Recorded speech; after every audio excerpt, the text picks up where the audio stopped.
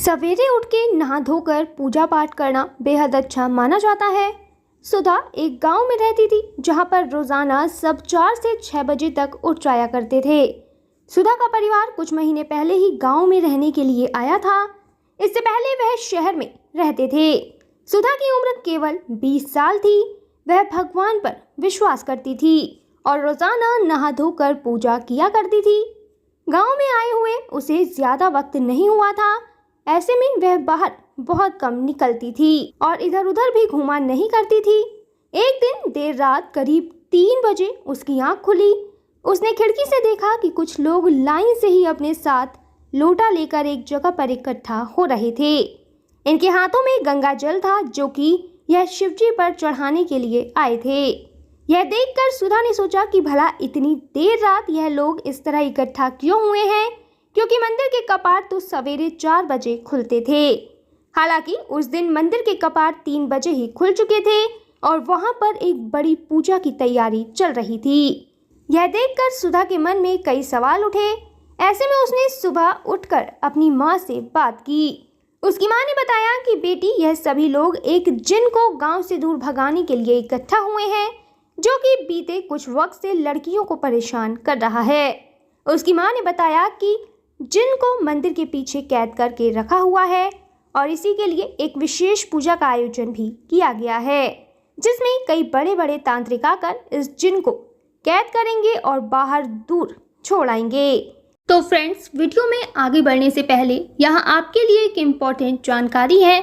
अब आप templeblessing.com से आज ही free of cost Haridwar Ganga जल मंगा सकते हैं। हमारी वेबसाइट से आपको फ्री में अब जब गंगा जल मिल रहा है तो आप इसके बारे में अपने फ्रेंड्स और कलीग्स को ज़रूर बताएं, जिससे कि वह भी इसका लाभ उठा सकें। वैसे अब आप templeblessing.com से गंगा जल लेने के अलावा घर बैठे पूजा बुक भी करा सकते हैं। ज़्यादा जानकारी के लिए हमारी वेबसाइट पर ज़रूर विजिट करें। तो चलिए हम वीडियो में आगे बढ़ते हैं। यह सुनकर सुधा उस मंदिर में जाने के लिए बेचैन हो गई। हालांकि इसके बारे में वह अपनी माँ को तो नहीं बता सकती थी। ऐसे में एक दिन वह तीखी दोपहर के वक्त मंदिर में चली गई।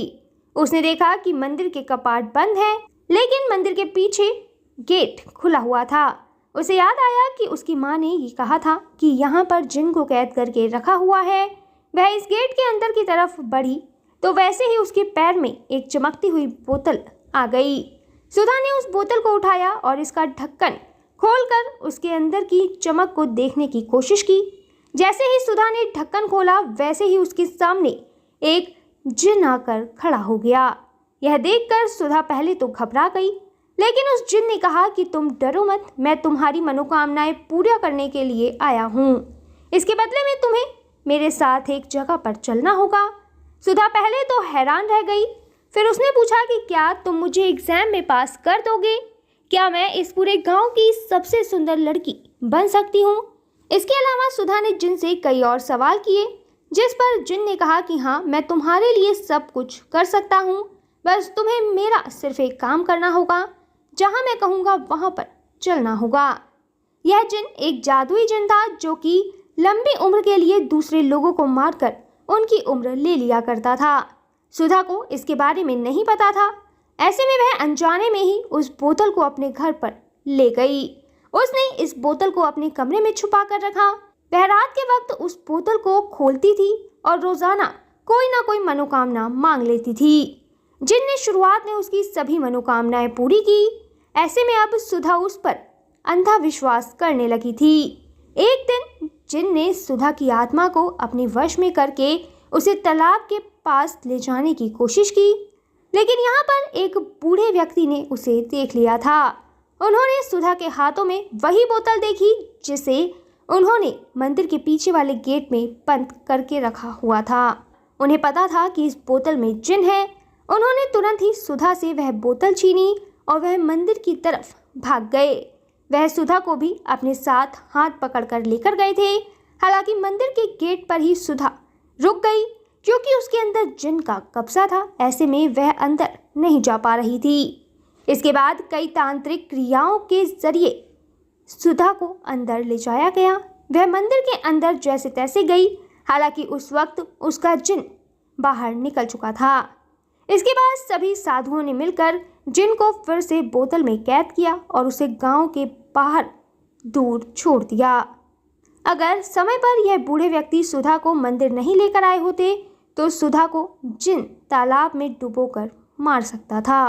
तो यहाँ वीडियो खत्म होने से पहले मैं आपको बता दूं कि अगर आप अपने परिवार की सुख, समृद्धि और अच्छे स्वास्थ्य के लिए भारत के किसी भी मंदिर में पूजा कराना चाहते हैं या फिर आपका अयोध्या, रामलला, हरिद्वार, जैन तीर्थ महावीर जी जाना नहीं हो पा रहा तो आप रामलला, अयोध्या, हरिद्वार, महावीर जी में घर बैठे templeblessing.com से पूजा बुक कराकर भगवान का आशीर्वाद ले सकते हैं। इसके अलावा अगर आप पंडित भोज और गौ सेवा कराना चाहते हैं तो वो भी templeblessing.com पर उपलब्ध है। ज़्यादा जानकारी के लिए कमेंट में दिए गए लिंक पर क्लिक करें और घर बैठे पाएं भगवान का आशीर्वाद। हमारा यह वीडियो अंत तक देखने के लिए आपका धन्यवाद। फिर मिलेंगे आपसे किसी नए टॉपिक के साथ। तब तक जुड़े रहें हमारे चैनल के साथ। आपको यह वीडियो कैसा लगा कमेंट में ज़रूर बताएं।